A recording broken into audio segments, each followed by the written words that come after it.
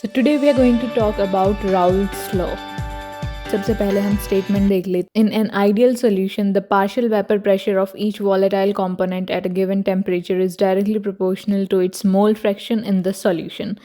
यहाँ पर जो आपको मेन पॉइंट ध्यान रखना है वो ये है कि यहाँ पर हम वॉलेटाइल कंपोनेंट्स की बात कर रहे हैं.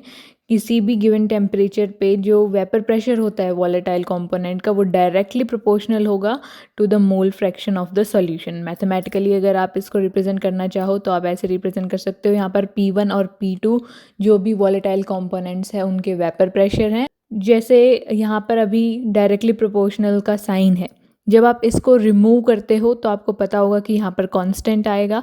तो वो जो कांस्टेंट है वो होता है vapour pressure of pure component, ठीक है, जिसको हम P0 से रिप्रेजेंट करेंगे. सो अगर आप फर्स्ट कंपोनेंट की बात करो तो P1 will be equals to P01 into X1. अगर आप सेकेंड कंपोनेंट की बात करो तो P2 आ जाएगा P1 की जगह पे और X1 की जगह पे X2 आ जाएगा. तो ऐसा क्यों होता है? देखो, अगर आप एक बीकर में प्योर सॉल्वेंट ले रहे हो, वॉलेटाइल कंपोनेंट है हमारे पास और प्योर सॉल्वेंट है, तो आपको पता है सिर्फ सॉल्वेंट अगर प्रेजेंट है तो जितना ज़्यादा हमारे पास सॉल्वेंट प्रेजेंट होगा उतना ही ज़्यादा वो वेपर में कन्वर्ट होगा और उतना ही ज़्यादा उसका वेपर प्रेशर होगा, है ना. लेकिन अगर आप इसमें एक और कंपोनेंट ऐड कर देते हो, हमने नॉन वॉलेटाइल सॉल्यूट को ऐड कर दिया है.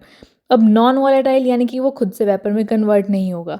तो वेपर में कन्वर्ट नहीं होगा, जो सरफेस पे सॉल्वेंट के मॉलिक्यूल्स प्रेजेंट हैं वो कम हो जाएंगे क्योंकि अभी हमने एक सॉल्यूट भी तो ऐड कर दिया है ना.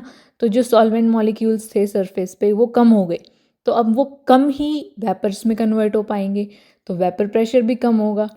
आई होप आपको ये समझ आया होगा. If you have any query you can comment down in the comment box and do like, share and subscribe to my YouTube channel. Thank you for watching.